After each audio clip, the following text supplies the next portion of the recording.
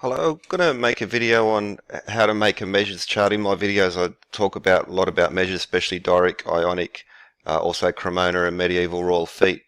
But first a bit of background, and so for instance if you look at a Mason tracing board, so we have three columns, a Doric, in the middle we have the Ionic where you can just see a portion of it, and we have the Corinthian column.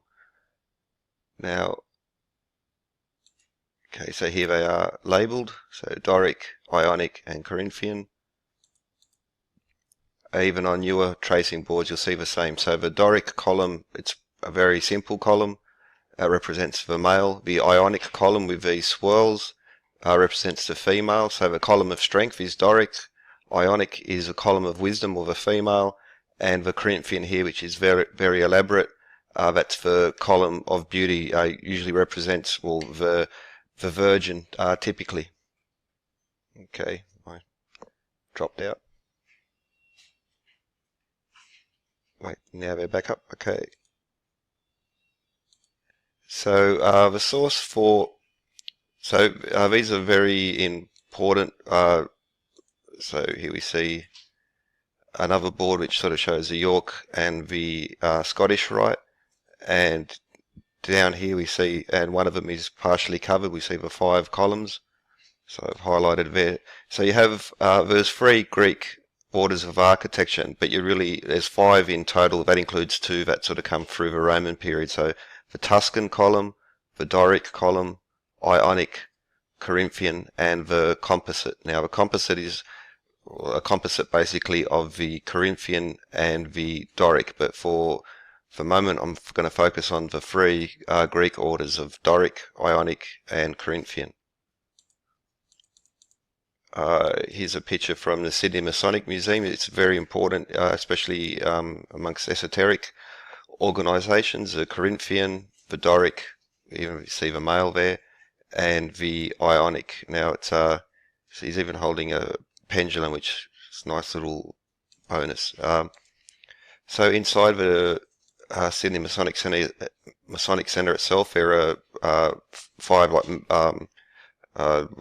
rooms, meeting rooms for lectures and not lodge rooms, just sort of standard meeting rooms, and they're called the Corinthian, Composite, Tuscan, Doric and Ionic. It's very important. Now this is the old State Bank building in Sydney, and this is important because you'll see many buildings have the same arrangement. So on the ground floor we have the Doric column, then we move up to the Ionic column, see the swirls, and up to the more elaborate Corinthian column. So it's very typical, though not always, but very typical to have Doric, Ionic and Corinthian columns stacked like this on this particular type of architecture.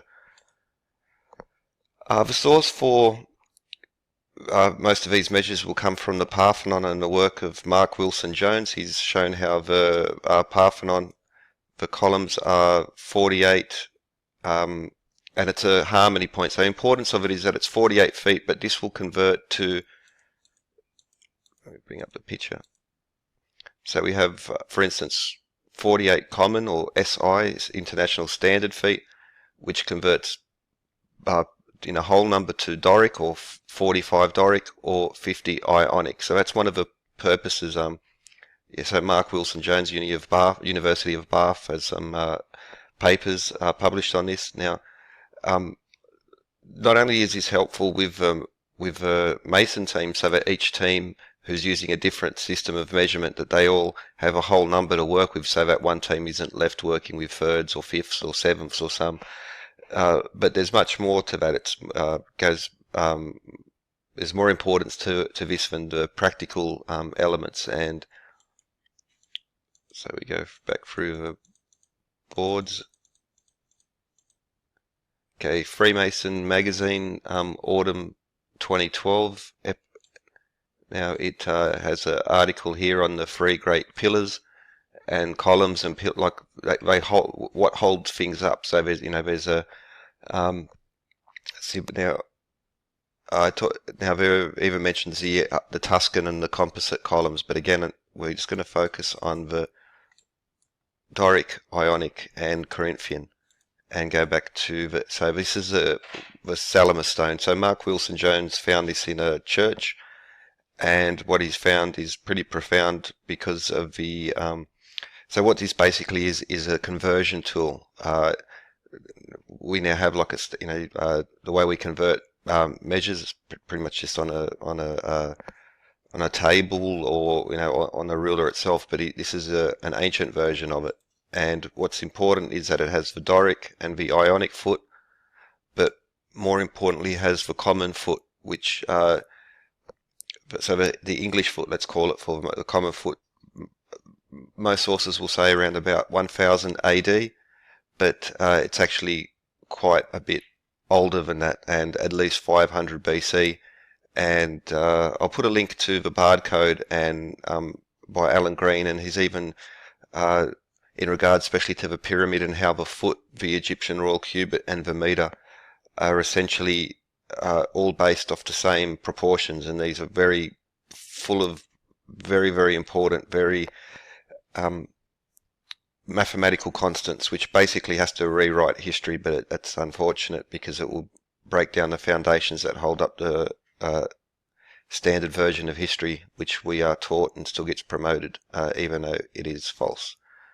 So here's another diagram of the Salamis stone, and so working from this, we can basically create. So we're going to create a spreadsheet which has these proportions in it, and I'll include some others, but we'll begin with the common, the Doric, and the Ionic.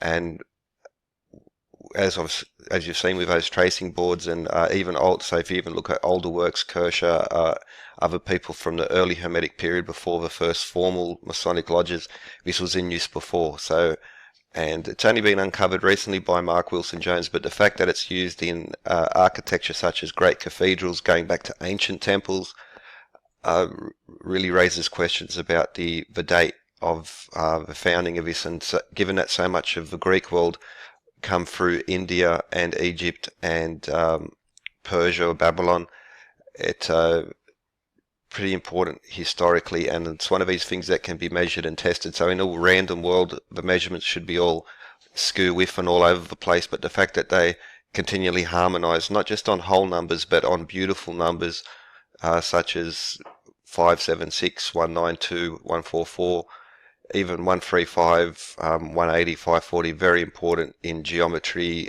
measures of time, measures of angles, and so many other things. So let me pause for a moment. Okay, so here we have our Salamis stone with the Doric, the Ionic, and the oldest known reference to the common foot, or the foot, standard foot we use, foot rule. Now, minimize this. So now we'll bring up a spreadsheet, and so now we'll create that scale. So first I'm going to just extend that out a little bit, and extend this one out a little bit. I'm just going to highlight this one because this will be our entries. This is, so we're going to be using foot as the basic unit, and I'm going to just type in 1.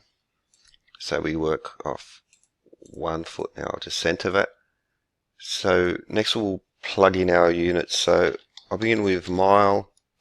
I'll include furlong, but I'll explain why that's a little bit redundant because of the chain. Now the chain will be, I'll enter here the Gunther's chain, because there are different chains. So this is the Gunther chain, and underneath chain we have fathom. Underneath that we have cubit, then we have feet, then we have span. I'll just zoom in a little bit.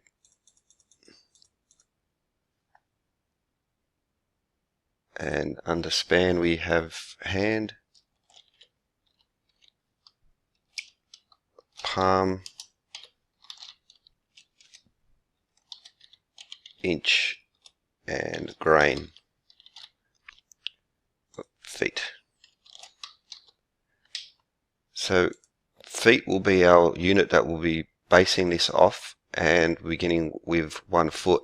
Now very easy to do equations and convert. It's you just begin with an equal sign. So once you hit equals, you're telling the computer that you want to make a formula.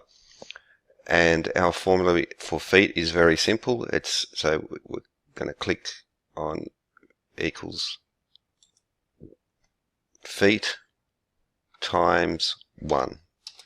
Okay, so what that means is that whatever I type in this box will appear in this box beneath. So remember, this is your entry point for your measures and with feet, and whatever you type in there will appear there. So there we have our from feet. We're going to base all these other ones. Now begin at the bottom. So actually begin with inches, 12 inches per foot, and so we click equals, and this is our entry point, but this is where this box here, C12, will be where we're basing the scales off. So if you click on C12 times 12, that's how many inches there are. So let's go back. If I click 1 in there, you can see that brings feet back to 1 and 12 inch per feet. Now there are 4 palm per foot. So we click equals,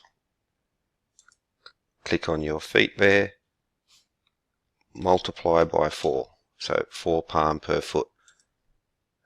There are 3 hand per feet. So equals feet times 3, and span 4 over 3. So it's 1 1/3 span per feet.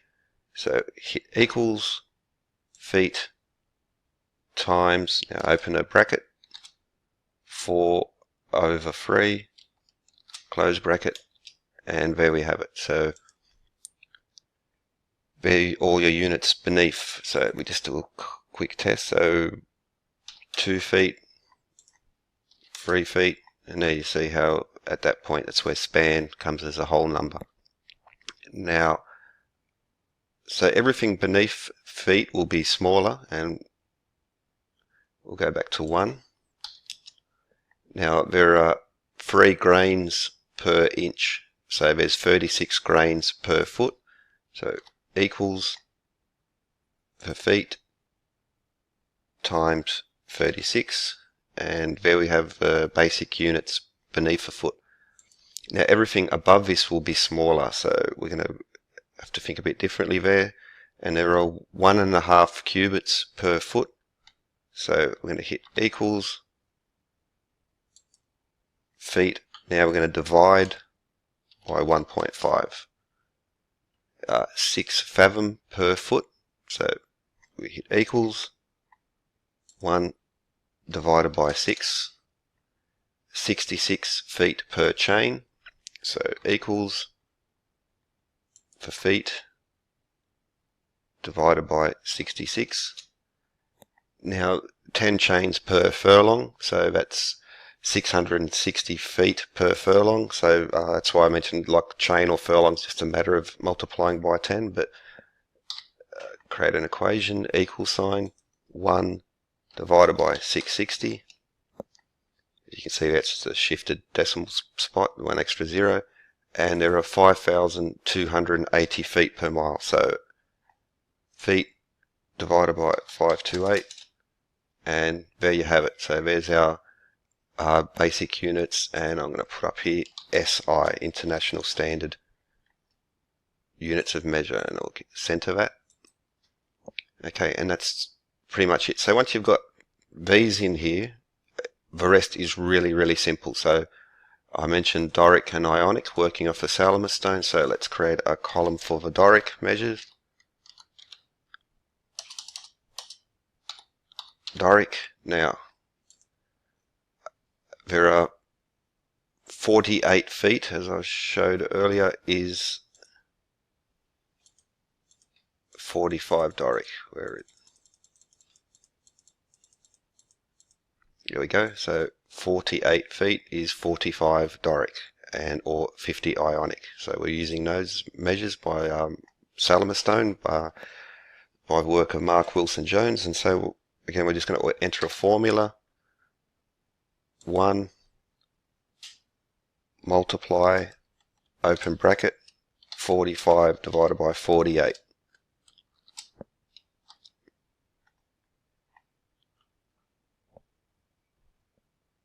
And we'll just check that. So if I was to put, this is our, remember the highlighted box up here is where we enter our unit, so 48 feet is 45 Doric feet. So we've got that. Now, open another bar here. I'm going to put in Ionic. And we go down here and enter a formula. And so feet times, open a bracket, 50 divided by 48. And there you go. So 48 feet is 45 Doric or 50 Ionic. Now we don't have to repeat that cycle over and over again. What we can just do is click on, for instance, the Doric foot, and you'll see there in the lower right hand corner, that little black box, little dot. You'll see how it gets highlighted when you hold the cursor over it. We drag it down, and that's all it takes to bring up feet, span, inches on the Doric scale. Now you can drag it up or take it up to chain, but the Doric units have now, because of base 12, you can divide into 3s and 4s. They would have been using it on V scales. Now it's a bit complicated for what their mile was and what their larger units were, but we can be pretty certain they're using these divisions because of the whole purpose of having base 12 is that you can divide into thirds and quarters without having 0, 3, 3, 3, 3 repeater. And the same thing with the Ionic. So I go over to the Ionic column, click on the foot, lower right hand corner, and we drag it down. Same thing, we can drag it up, and there we have our basic unit. So from there, remember the highlighted box up here is where we enter the measure. So whatever the is, it'll automatically bring these conversions up for you, so you don't have to find the ratio and do it independently. Once you've got this, it's just very, very easy to do the points as long as you're just working off feet. So once you work out what the height or the length is in feet, you can just enter that. And now if you're working off a PC, or if I mentioned the calculator has the weights and conversions, so if we click on like 1 mile equals feet, so whatever your unit is now, you could also do kilometers or meters, but stick with the imperial. So 1 mile is 5,280 feet, for instance. So if you've got the length, if you know something is 1 mile long, well, you just go into, if you have this, you can, easiest way is just to plug in 1 mile and it'll tell you how many feet it is, and then you can put it in here. So if I was to type in 5280, I get 1 mile. So that's how so much easier, so much time saving, and you get an overview of it because you'll start to notice how certain numbers appear across the scale, and these are the same numbers when I talk about sun, earth, moon and stars.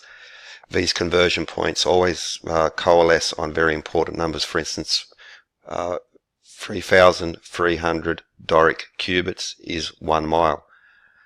55, 66, 198, these are all the, even for instance these numbers 63360, but these are all conversion points, sun, earth and moon. Okay, I've got a few minutes left before the time limit's reached. So what we can also include, I mentioned the Cremona, which is barely mentioned in new sources, but it's very powerful conversion point. It's up until about 1850s was in all the books and one of those essential measures, but modern architects who are dealing with, especially with sacred architecture like Norman Foster and I.M. very much work off the Cremona scale. So this is very important measure, and again we can just find our feet column. Now it's very simple. We put enter the number of the foot on the SI scale. We'll always come back to this box, C12, and then we're going to multiply this open a bracket, by 6 divided by 7. And there we have our Cremona scale. Now, for instance, 168, Disneyland and other places I covered in some recent videos, how they, again, not only will these numbers come to very powerful numbers in regards to especially astronomy, arithmetic, geometry, we'll see also how that Cremona, so 168 standard is actually using this very important 144, which is a key in cathedral architecture. And again, we just drag the box down, we get all the breakdowns of inches, and we can drag the box up and we get a fathom and cubits. Simple as that. Now, I'll also include now the Salamis stone also included the Samian or the Samos foot. And again, we just go to feet equals, and the Samos scale, so we're just going to equals feet multiply open brackets. Now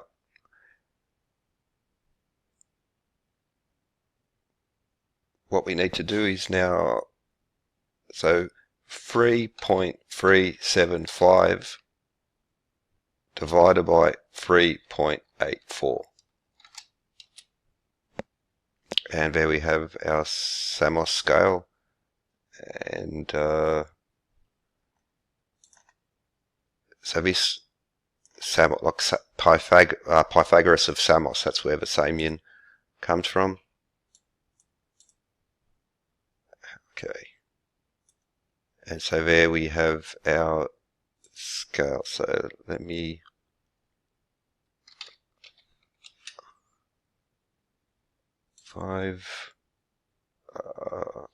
wait. Okay, so there you have now. Okay, that's pretty much it. Okay, I have to pause for a moment. Okay, so we've got our standard foot, the Doric, the Ionic, and the Samian here. And just to remind, we have the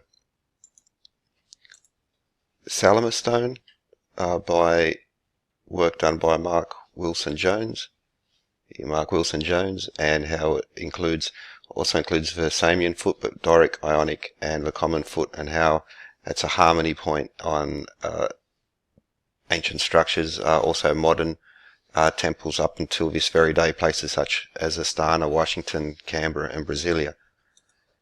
And so that was our source for those three.